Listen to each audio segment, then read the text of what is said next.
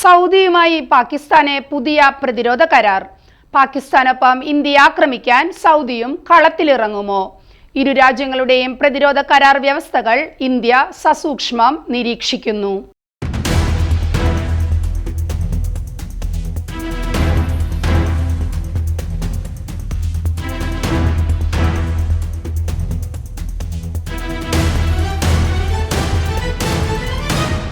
India Pakistan അതിർത്തി തർക്കമോ യുദ്ധമോ ഉണ്ടായാൽ ഇന്ത്യയെ പാകിസ്ഥാൻ ഒറ്റയ്ക്കായിരിക്കില്ല ആക്രമിക്കുക.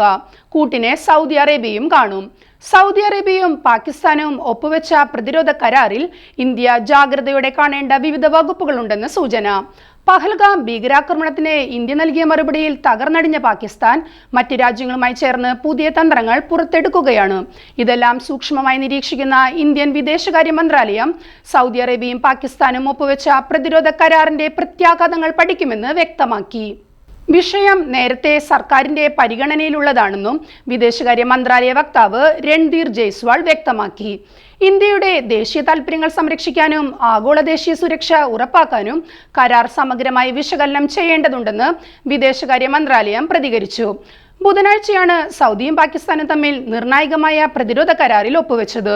റിയാദിൽ നടന്ന കൂടിക്കാഴ്ചയിലായിരുന്നു പാക് പ്രധാനമന്ത്രി ഷഹ്ബാസ് ഷെരീഫും സൗദി രാജാവ് മുഹമ്മദ് ബിൻ സൽമാനും കരാറിൽ ഒപ്പുവെച്ചത്. സൗദി കിരീടാവകാശി മുഹമ്മദ് ബിൻ സൽമാന്റെ ക്ഷണപ്രകാരമാണ് പാക് പ്രധാനമന്ത്രി കഴിഞ്ഞ ദിവസം റിയാദ് സന്ദർശിച്ചത്. റിയാദിലെ അലിയമാമ കൊട്ടാരത്തിൽ വെച്ച് സൗദി കിരീടാവകാശി ഷെരീഫുമായി കൂടിക്കാഴ്ച നടത്തി. സൗദി അറേബ്യയും പാകിസ്ഥാനും തമ്മിൽ ഏകദേശം 8 പതിറ്റാണ്ടായി നീണ്ടു നിൽക്കുന്ന ചരിത്രപരമായ പങ്കാളിത്തത്തിലൂന്നിയാണ് പ്രതിരോധ കരാർ നടപ്പിലാക്കുന്നത് എന്നാണ് ഇരു രാജ്യങ്ങളും സംയുക്ത പ്രസ്താവനയിൽ പറയുന്നത്. പാകിസ്ഥാനും സൗദിയും തമ്മിൽ സമഗ്രമായ പ്രതിരോധ കരാറിലാണ് ഒപ്പുവെച്ചത്.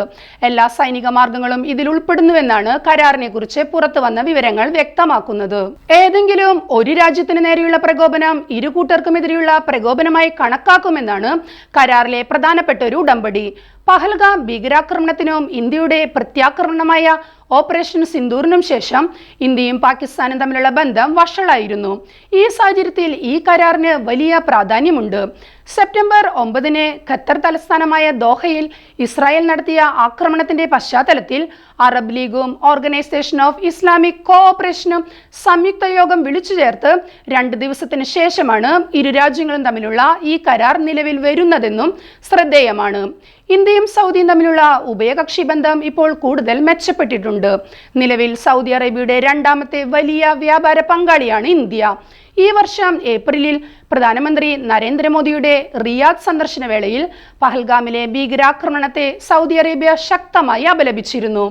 ഒരു കാരണവശാലും ഭീകരവാദത്തിന്റെ ഒരു പ്രവൃത്തിയെയും ന്യായീകരിക്കാനാവില്ല എന്ന വിഷയത്തിൽ ഇരുകൂട്ടരും യോജിച്ചതായി ഒരു സംയുക്ത പ്രസ്താവനയിൽ പറഞ്ഞിരുന്നു.